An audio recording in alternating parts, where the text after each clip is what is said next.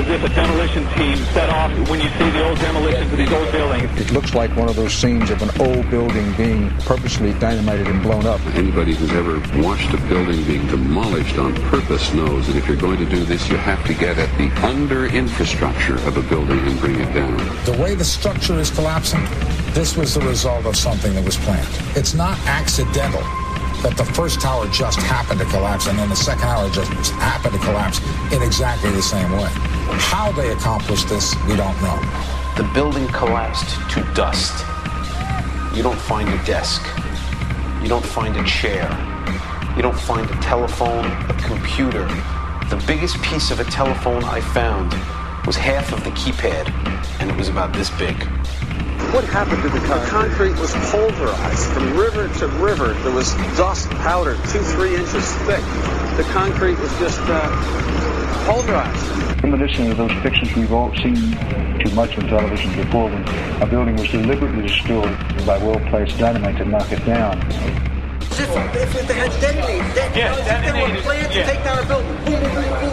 I heard a second explosion. There was a heavy-duty explosion. Then there was some secondary explosions and then the subsequent collapses. An explosion blew and it knocked everybody over. To me, it sounded like an explosion. It sounded like gunfire. Bang, bang, bang, bang, bang. And then all of a sudden, 3 big explosions. We heard a big explosion coming down. And then the entire top of the building just blew up. We saw some kind of explosion. By the force of the explosions. Big explosion. Blew us back into the 8th floor. Then we get to the lobby. This is a big explosion.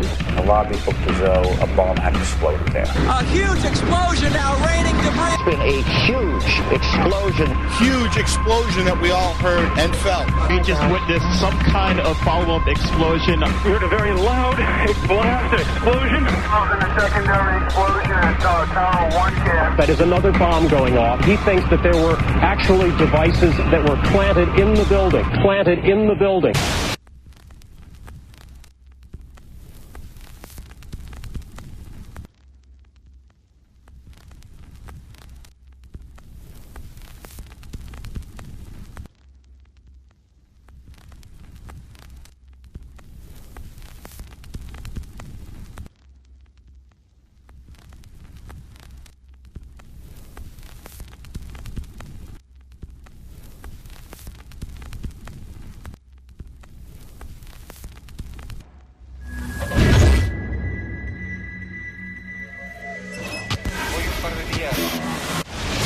I don't think anybody could have predicted that they would try to use an airplane as a missile, a hijacked airplane as a missile. Nobody in our government, at least, and I don't think the prior government that could envision flying airplanes into buildings.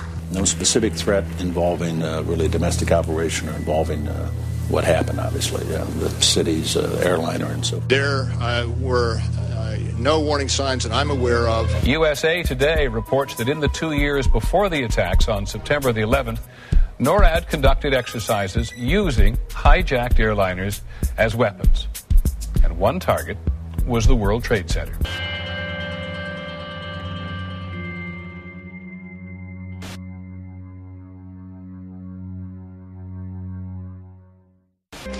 In confidential documents from the Philippines obtained by CNN, the plan was clear.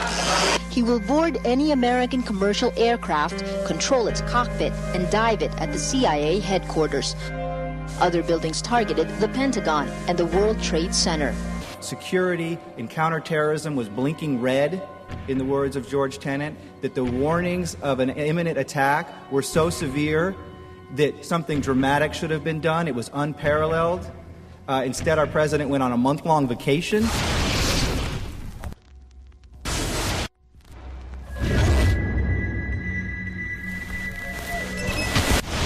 The head of Pakistani intelligence at the ISI, Mahmoud Ahmed, requested Omar Sheikh to wire $100,000 to Mohammed Atta, who was the lead hijacker. Hijacker Mohammed Atta received wire transfers via Pakistan. The man sending the money to Atta is believed to be Ahmed Umar Saeed Sheikh. Omar Sheikh admitted he was supported by the Pakistan government's intelligence service, the ISI.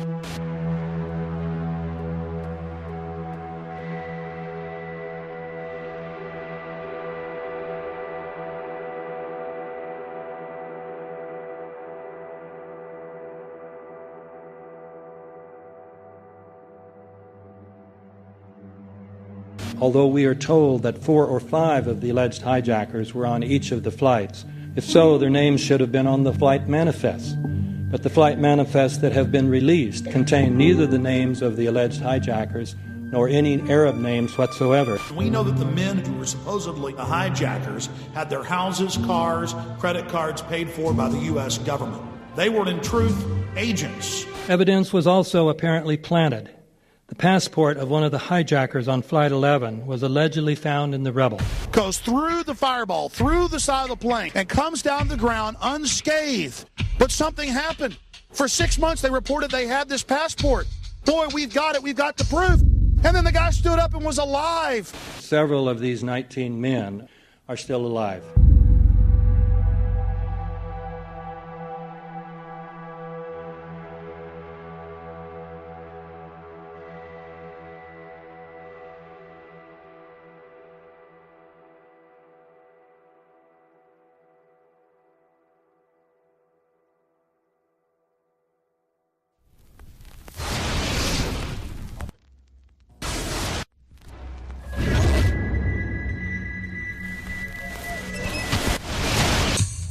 Of course we're after Saddam Hussein. Bin Laden. He's January 2001. The Bush administration orders the FBI and intelligence agencies to back off investigations involving the bin Laden family, including 2 of Osama bin Laden's relatives, who were living, guess where? In Falls Church, Virginia, right next to CIA headquarters. When he was already America's most wanted criminal, he reportedly spent 2 weeks in the American hospital in Dubai, was treated by an American doctor, and visited by the local CIA agent. We have not seen one piece of evidence that links Osama bin Laden directly to the planning stages of September 11th. This failure to provide proof was later said to be unnecessary because bin Laden, in a video allegedly found in Afghanistan, admitted responsibility for the attacks. This confession is now widely cited as proof. But the man in this video has darker skin, fuller cheeks, and a broader nose than the Osama bin Laden of all other videos, who again seem to have planted evidence. In 1976, Osama's older brother Salim bin Laden hired a man in Texas by the name of Jim Bath to handle all the investments in the United States for the bin Laden family. Jim Bath also happens to be a personal, almost lifelong friend and former Air National Guard pilot with George W. Bush. The connections between the Bushes and the bin Ladens become much more clear when George Herbert Walker Bush made trips to Saudi Arabia in 1998 and 2000 to meet with the bin Laden family on behalf of a company called the Carlyle Group.